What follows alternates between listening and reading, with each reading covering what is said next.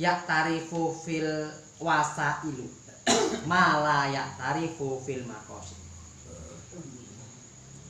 Sesuatu yang tidak bisa dilihat maksudnya itu bisa dilihat dari rangkaian kegiatan atau proses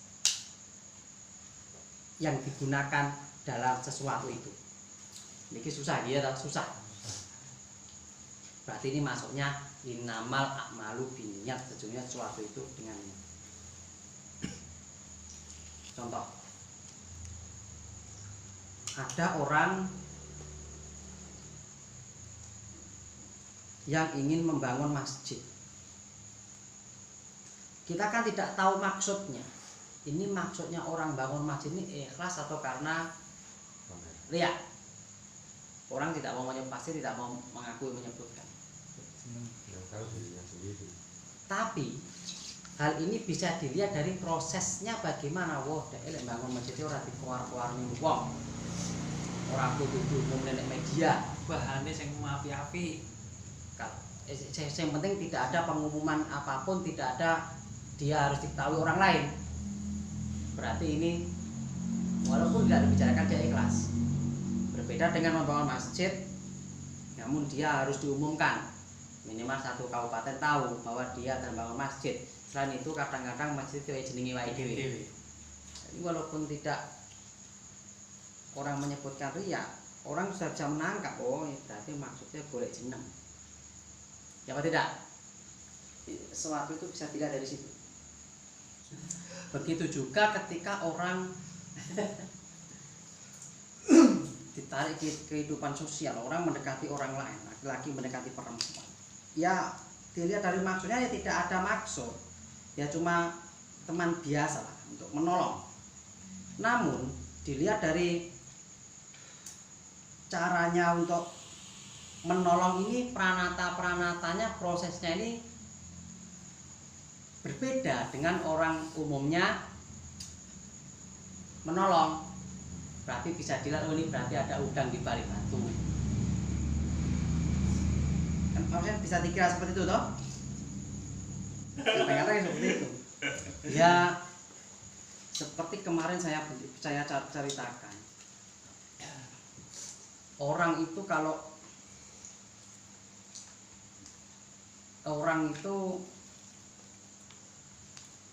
mulai melakukan sesuatu, istilahnya ada hubungan laki-laki perempuan, dia berselingkuh. Itu pertama ya maksud itu memang tidak, sebenarnya ya bukan dibilang lemah ya, memang tidak ada teman biasa, rata-rata semua seperti itu. Namun akhirnya proses gue setan yang melo proses berasimilasi, proses kontak-konan, akhirnya curhat. Jangan sama kulino gitu setane guyu iki ya. Akhirnya setan yang berhasil dikit lagi. Dari situ akhirnya timbul rasa, aku kok cocok. Kok iso ngerteni aku ya. Cocoknya bojoku kok gak ngene. Padahal kita lupa istri kita dulu ya begitu. Istri kita dulu itu setianya seperti iya peka ngono kuwi. Iya peka seperti itu. Dulu peka tapi sekarang pekok.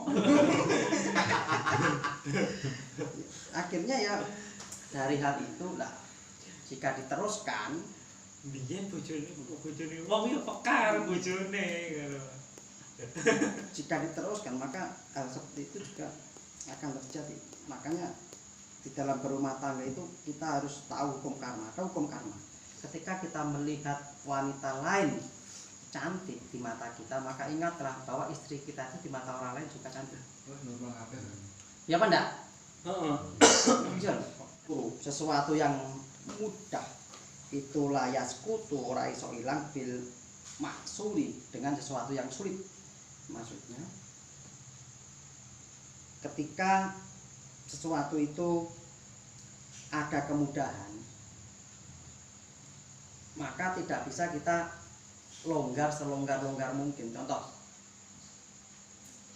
perkara maksiat itu bisa tidak bisa harus Dihindari. dihindari. Tidak ada kelonggaran untuk perkara maksiat. Ini sesuatu yang sulit. Berbeda dengan sesuatu kebaikan yang sunnah. Ini ada kelonggaran. Kalau tidak bisa kita melakukan, tidak dilakukan, tidak apa-apa. Nah, istilahnya seperti ini. Perbuatan maksiat itu bukan sebisa mungkin, bisa tidak bisa harus dihindari. Namun perbuatan ibadah semampu kita mengerjakan. Oke, bicara. Perbuatan maksiat bisa tidak bisa harus Hindari. tapi kalau perbuatan ibadah kita lakukan semampunya.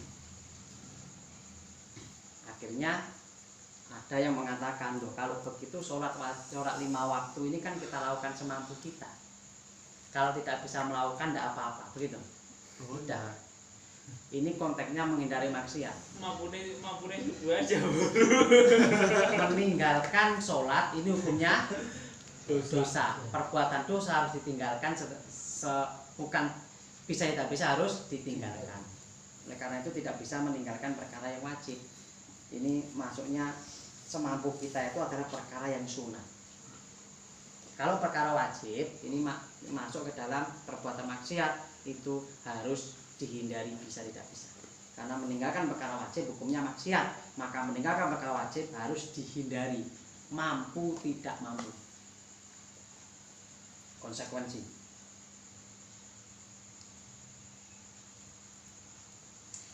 Ma perkara 39 terakhir, 40 terakhir. La yuqbalu at-ta'yidu, sesuatu yang tidak bisa dibagi-bagi. Fahtarabaduhu kahtarakuluhu wa askutu, maka memilih sebagian itu sama dengan memilih keseluruhan, dan hal itu tidak bisa gugur. Contoh, sesuatu yang nggak bisa dibagi itu apa? Contoh talak. Talak 1 itu tidak bisa dibagi. Kowe tak talak separuh, berarti ini masuk talak siji. Karena sesuatu tidak bisa dibagi. Ada budak, kamu saya merdekakan 3 bulan. separuh harga. Berarti ini tidak merdeka. Karena merdeka itu tidak bisa dibagi. Tidak bisa dibagi. Zakat juga tidak bisa dibagi. Zakat cek separuh tidak boleh. Zakat kita itu harus 2,5 kilo minimal. Untuk bagi ya. Kaas kotu bakdohu kama kaas kotu bulu. Ketika hal itu digugurkan, maka semuanya gugur. Ini aku rujuk karo sampean separuh. Berarti hukumnya rujuk separuh itu ndak ada. Rujuk separuh rasanya nek penak terus nek gak ya Rasanya separuh. Separuh. 40. Terakhir. Idza ijtama'a, ketika berkumpul.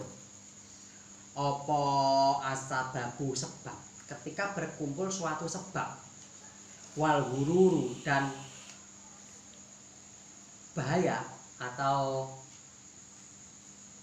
akibat, ketika berkumpul suatu sebab dan akibat. Wal mubasaratu, dan pelaku. Qaddamat mubasaratu, maka didahulukan pelakunya. Ini masalah hukum. Ketika ada sebab, suatu perkara sebab. Perkara kan 3.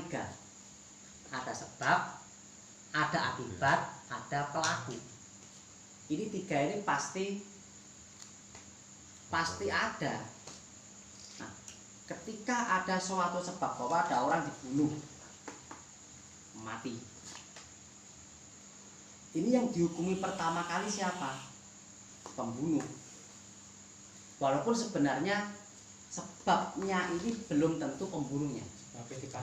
Mungkin sebabnya ini ada orang lain yang merencanakan ngongkon mateni. Ya kan? Ngongkon mateni. Terus adanya suatu akibatnya gimana? Pembunuhan. Dan pelaku, maka pelakunya dulu yang harus dihukum jerat, baru ditelusuri. Alat-alat yang digunakan apa? Motifnya apa? Pembantunya siapa? Ini hukumnya seperti itu. Malah terungkap TKP. Akhirnya terungkap. Oke, alhamdulillah ya Allah. Habis. Kata usul fikih sampai 40. Ada pertanyaan?